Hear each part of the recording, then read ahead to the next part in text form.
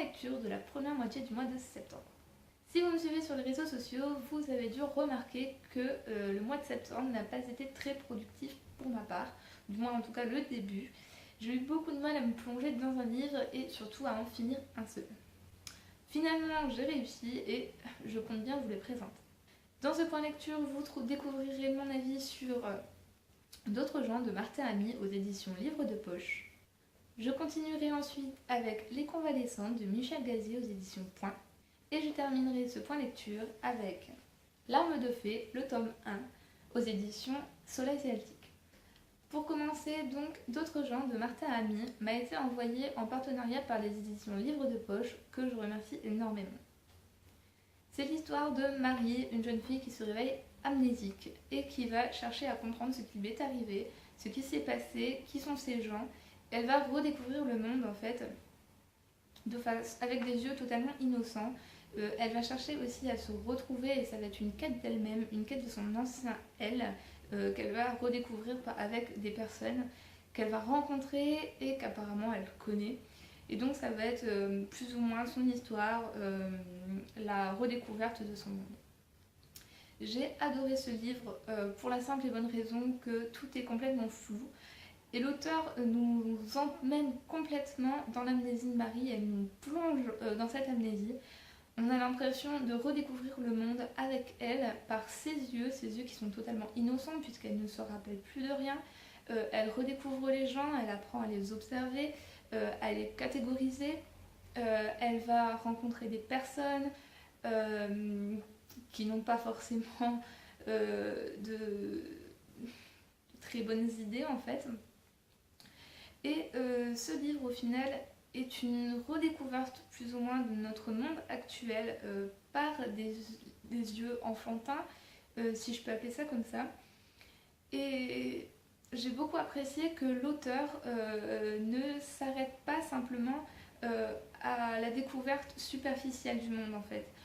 L'auteur nous amène avec des points aussi très négatifs de notre vie actuelle, par exemple la violence, que Marie va découvrir et qui vont lui permettre en fait de réapprendre à faire la différence entre le bien et le mal. J'ai beaucoup apprécié cette lecture, notamment par l'écriture qui est complètement cassée et qui reflète énormément en fait la façon de penser du personnage principal, donc la façon de penser de Marie, qui elle est totalement perdue et donc on va se retrouver avec des phrases très courtes ou bien beaucoup de phrases interrogatives puisqu'elle s'interroge sur elle-même.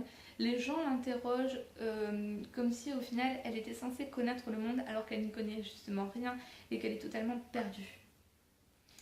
Le sujet de l'amnésie est très bien porté par l'auteur justement et je me suis totalement laissée emporter, bien que justement ça m'a fait réfléchir sur ce point dans notre monde, le fait justement de ne pas connaître, le manque de connaissances dans notre monde actuel en fait, le manque de connaissances, le regard qu'on peut avoir sur les autres gens, le regard que les gens peuvent avoir sur nous, la façon dont les gens jugent en fait très facilement. Et tout ce livre en fait reflète ces éléments, ces problèmes, les catégories sociales également qui sont très bien traitées et très bien utilisées aussi. Et je vous dirais pour dernier grand point que ce livre m'a énormément fait penser à Fight Club de Chuck Palahniuk, si je ne dis pas de bêtises et si je prononce correctement son nom, qui avait été un livre qui m'avait énormément plu puisque ça avait été un de mes coups de cœur et l'écriture est extrêmement similaire avec vraiment une écriture qui reflète en fait la psychologie du personnage, qui reflète cette recherche de soi justement, cette quête de connaissance de soi-même et qui a justement un aspect psychologique et qui renforce le livre et qui nous empoigne et qui nous plonge en fait totalement dans cet univers. Au passage, ce livre m'a également plu pour sa fin qui est énormément surprenante en fait. Je ne m'attendais pas à ce que le livre parte sur ce genre de voie. Donc voilà, c'est un livre que je vous conseille énormément. J'en ai parlé dans un article justement qui est apparu dans un journal. Ce livre est un coup de cœur. Je ne vais pas dire que c'est un énorme coup de cœur, mais c'est un petit coup de cœur quand même. Ça a été une très bonne lecture pour ma part et donc je vous le conseille. Ensuite, j'ai lu Les Convalescentes de Michel Gazier aux éditions Point, que je remercie également pour ce partenariat. Donc c'est l'histoire de Lise qui est enseignante et qui va avoir un accident, qui va se retrouver dans un établissement en convalescence. De là, elle va rencontrer Oriane, qui est une jeune fille anorexique, elle aussi en convalescence dans cet établissement. Et ces deux jeunes femmes vont lier une amitié très intense, puis vont rencontrer un couple qui loge plus loin dans la rue, en fait, dans un grand hôtel. Et il s'agit de Maxime avec sa femme Daisy qui est en fauteuil roulant suite à un accident de voiture. Ces deux duos, si je peux appeler ça comme ça, vont créer des liens les uns avec les autres qui va justement former le but de ce livre puisque Maxime va en fait bouleverser ces trois femmes, sa femme puisque forcément il est avec, ce qui me semble normal, mais également il va également bouleverser Oriane et Lise pour différentes façons. Le livre est donc porté sur une histoire de relations, de liens qui vont s'établir entre différentes personnes. Dans la première partie du livre, l'auteur s'est plus centré en fait sur le pourquoi ces gens sont arrivés dans cet établissement, pourquoi les gens sont ici, comment ils y sont arrivés, à cause de quoi. On entre beaucoup dans la psychologie des personnages sans pourtant vraiment s'attacher à eux. On parle de leur psychologie mais vraiment en surface en fait. Pourquoi leur vie, comment elle est, ce qui s'y passe, etc. etc. Mais sans vraiment parler des personnages en eux-mêmes, de ce qu'ils pensent à l'heure d'aujourd'hui, de comment ils sont au final en tant que personne et non en tant que psychologie. Voilà. C'est quelque chose qui m'a un petit peu perturbée dans la première partie, que j'ai énormément eu du mal à lire. Les 100 premières pages, j'ai pris à peu près une semaine à les lire, alors que pour vous dire, la deuxième partie du livre, donc la deuxième moitié au final, je l'ai fini en une soirée tellement j'ai trouvé ça prenant.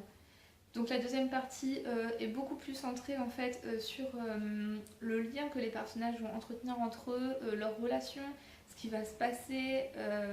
Et ce sont des liens très énigmatiques. On ne comprend pas vraiment pourquoi, qu'est-ce qui se passe. C'est vraiment très, très mystérieux en fait. Et j'ai adoré justement m'y plonger comme dans un thriller en fait psychologique en essayant de comprendre qu'est-ce qui se passe, qu'est-ce qui va se passer surtout, et en essayant surtout d'aller à l'avant et d'anticiper les réactions des personnages. À plusieurs moments dans cette histoire, l'auteur nous rappelle justement qu'il est là avec des questions et n'hésite pas justement à nous faire réfléchir justement sur l'anticipation des personnages, à nous faire réfléchir sur ce qui va se passer sur la suite. Et j'ai adoré justement cet aspect justement du livre, puisque à chaque fois on est surpris. L'auteur veut nous amener à un certain point, à nous faire penser qu'il va arriver à telle fin du livre, et finalement non. C'est vraiment quelque chose que j'ai beaucoup plu et je me suis vraiment laissée aller dans ce livre, surtout à la fin, je me suis prêtée au jeu en fait, j'ai adoré ça. J'ai eu l'occasion de m'attacher aux personnages, surtout dans la deuxième partie du livre. J'ai beaucoup aimé Lise et Daisy, qui sont deux personnes très sentimentales, qui malheureusement n'ont pas demandé à être ici, qui ne se comprennent pas et qui sont très attachantes en fait, tout simplement. Alors que Oriane est une fille anorexique qui a eu certes des problèmes dans dans sa jeunesse, mais elle ne nous permet pas en fait de s'attacher à elle parce que elle a toujours un caractère très renfermé sur elle-même. Elle se plaint énormément, rien ne lui va, rien ne lui convient, cependant elle ne veut pas être aidée. Ce qui m'a assez énervée en fait parce que je me suis dit tu as l'occasion de t'en sortir mais non, tu te brusques. Alors voilà, c'est un personnage que je n'ai pas vraiment aimé, mais voilà.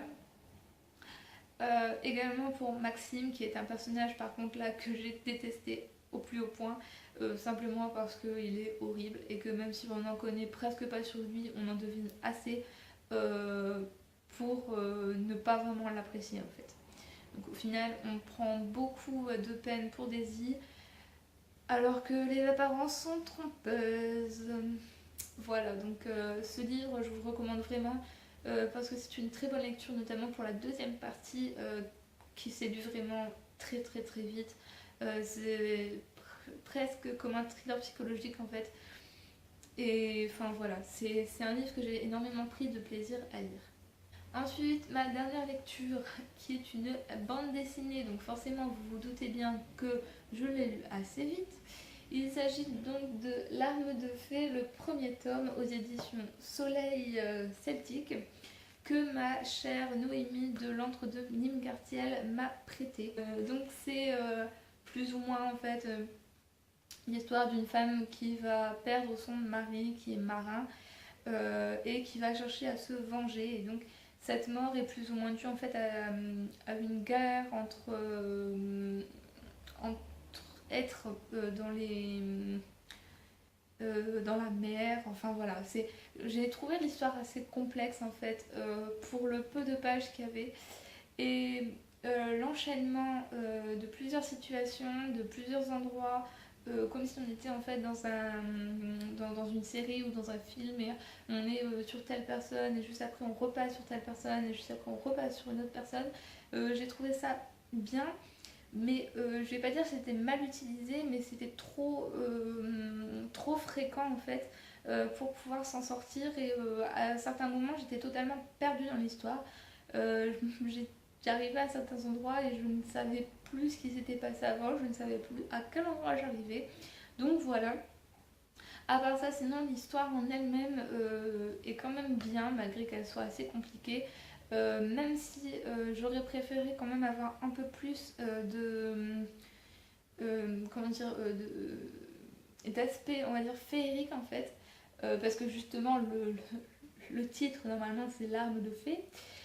Mais au final, on est vraiment beaucoup plus sur les humains, mais en même temps, certes, on a quelques aspects par rapport aux fées, aux nymphes, mais on va dire c'est pas ce qui est le plus présent en fait dans l'histoire, même si ça fait quand même partie de la trame principale. Je vous montre quand même quelques comment dire quelques pages, j'ai perdu le nom. Enfin, bon bref, vous m'avez comprise. Voilà. Donc c'est l'une des pages quand même les plus claires, sinon j'ai trouvé vraiment énormément foncé. Ce qui m'a un petit peu gênée aussi parce que voilà, c'est pas vraiment le genre de comment dire de planche, voilà. C'est pas vraiment le genre de planche en fait qui va me sauter aux yeux, même si les dessins sont vraiment magnifiques. J'aurais préféré quelque chose d'un petit peu plus joyeux quand même, d'un petit peu plus avec des couleurs un peu plus joyeuses, un peu plus claires surtout. Mais voilà, j'ai également le deuxième tome qu'elle m'a gentiment prêté et j'ai hâte de voir quand même l'avancée de cette BD puisque ça fait très longtemps que je n'en ai pas lu et que maintenant que j'ai l'occasion d'en lire, je vais quand même sauter sur cette occasion. Et voilà, j'espère vous en parler un peu plus. Dites-moi si vous aimez bien les bandes dessinées, si vous en avez à me conseiller pour que je puisse en importer un peu plus, que ce soit sur le blog et sur la chaîne. Je compte également me remettre au manga. Donc pareil, si vous avez toujours des titres à me proposer, en fait, n'hésitez surtout pas, ce sera avec grand plaisir que je me renseignerai là-dessus. Donc voilà, cette vidéo est à présent terminée, j'espère qu'elle vous aura plu. N'hésitez pas à me dire en commentaire si vous avez également des conseils à me donner, n'hésitez absolument pas. Et moi je vous dis à très bientôt pour une nouvelle vidéo. Bye bye.